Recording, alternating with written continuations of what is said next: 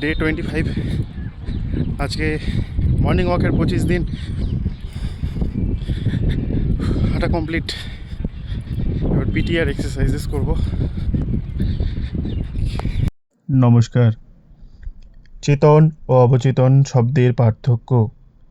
আপনাকে স্মরণ রাখতে হবে যে চেতন ও অবচেতন দুটি আলাদা মন নয়, একটি মনেরই দুটি ভিন্ন স্তর মাত্র।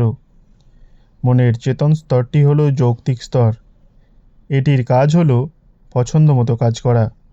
যেমন আপনি বই পছন্দ করেন, বাড়ি পছন্দ করেন, আপনার জীবনসঙ্গীকে পছন্দ করে নেন। আপনি এই সিদ্ধান্তগুলো গ্রহণ করেন আপনার চেতন মনের সাহায্যে। অপরদিকে আপনার সচেতন ইচ্ছা ব্যতি রেখে কতগুলো কাজ চলে, যেমন আপনার হার্ট কাজ করছে, খাবার হজম হচ্ছে, রক্ত সংবহন হচ্ছে, শ্বাস প্রশ্বাস নিচ্ছেন ইত্যাদি। এই কাজগুলো সম্পূর্ণরূপে অবচেতন মনের দ্বারা নিয়ন্ত্রিত হয়, যা চেতন মনের প্রক্রিয়ার অধীন নয়। আপনি সচেতনভাবে যা বিশ্বাস করেন এবং অবচেতন মনের উপর যা প্রভাব বিস্তার করে তাই সে গ্রহণ করে। তা আপনার সঙ্গে তর্ক জুড়বে না। অবচেতন মন অনেকটা মাটির মতো। সে খারাপ হোক বা ভালো হোক, সব ধরনের বীজই সে গ্রহণ করে এবং বীজকে অঙ্কুরিত হতে সাহায্য করে। আপনার চিন্তারাশি এই বীজের মতোই। নেতিবাচক ও ধ্বংসাত্মক চিন্তারাশি আপনার অবচেতন মনে নেতিবাচকভাবে কাজ করতে থাকে এবং সময়ে তা আপনার কাজকর্মে প্রভাব ফেলবে। মনে রাখবেন, আপনার অবচেতন মন আপনার চিন্তা ভালো না খারাপ বা ঠিক না ভুল এ ব্যাপারের সঙ্গে যুক্ত নয়। তা শুধুমাত্র আপনার চিন্তা বা পরামর্শের প্রকৃতি অনুযায়ী প্রতিক্রিয়া দেয়। যেমন আপনি যদি কোনো কিছু সচেতনভাবে সত্য বলে ধরে নেন, যদি সেটা মিথ্যাও হয়, আপনার অবচেতন মন কিন্তু সেটাকে সত্য বলেই ধরে নেবে এবং ফলাফলের দিকে এগিয়ে দেবে। মনোবিদদের পরীক্ষা নিরীক্ষা। সম্মোহিত ব্যক্তিদের উপর মনোবিদ ও অন্যান্যদের করা অগণিত পরীক্ষা নিরীক্ষায় প্রমাণিত হয়েছে যে অবচেতন মন নির্বাচনও তুলনা করতে অক্ষম, যা কিনা একটা যুক্তিগ্রাহ্য প্রক্রিয়ার জন্য দরকার। তারা বারবার এটা দেখিয়েছে যে অবচেতন মন ভুল সিদ্ধান্তগুলোও গ্রহণ করে। কোনো পরামর্শ একবার গ্রহণ করার পর এটি প্রদত্ত পরামর্শ অনুসারে সাড়া দেয়। অবচেতন মনের এই অক্ষমতা বোঝাতে বলা যেতে পারে যে যদি কোনো অভিজ্ঞ সম্মোহনকারী যাকে সম্মোহন করা হচ্ছে তাকে বলে যে সে নেপোলিয়ান বোনাপার্ট বা একটি বিড়াল বা কুকুর, তবে সে ওই রকম আচরণই করবে। তার ব্যক্তিত্ব কিছু সময়ের জন্য পরিবর্তিত হয়ে যায়। সম্মোহনকারী তার সম্পর্কে যা বলে সে নিজেকে তাই ভাবে।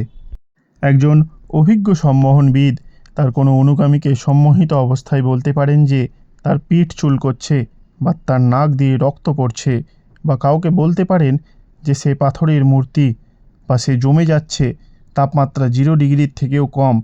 প্রত্যেকেই পারিপার্শ্বিককে ভুলে সম্মোহনকারীর কথাকে বিশ্বাস করবে, যা তার নিজস্ব ধারণার পরিপন্থী।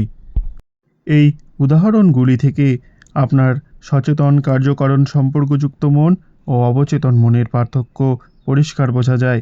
আপনার সচেতন মন যা সঠিক বলে মেনে নেয়, অবচেতনও তা নির্দ্বিধায় গ্রহণ করে, কারণ সেটি নৈর্ব্যক্তিক ও নির্বাচন অক্ষম।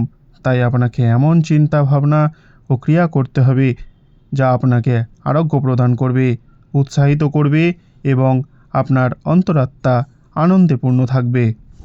বৈষয়িক ও আত্মিক মনের পার্থক্য। আপনার সচেতন মনকে বৈষয়িক মন বলা যেতে পারে, কারণ এটি বাহ্যিক ব্যাপার নিয়ে থাকে।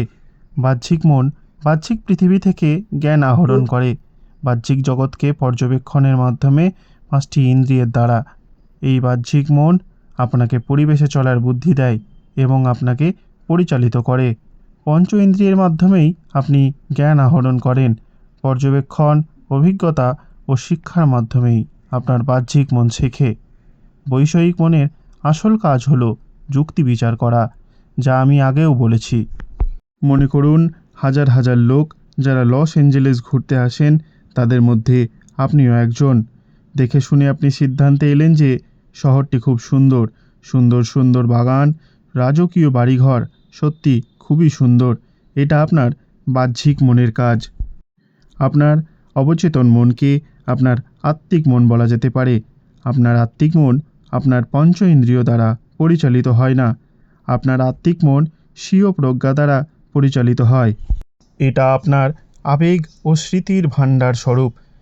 যখন আপনার বাহ্যিক মন ঘুমন্ত বা কাজকে স্থগিত রাখে, তখনই আপনার আত্মিক মন সবথেকে বেশি কর্মচঞ্চল হয়ে ওঠে। আপনার আত্মিক মন চর্মচক্ষু ব্যতিরেকেই দেখতে পায়। এটি অতীন্দ্রিয় ক্ষমতাসম্পন্ন।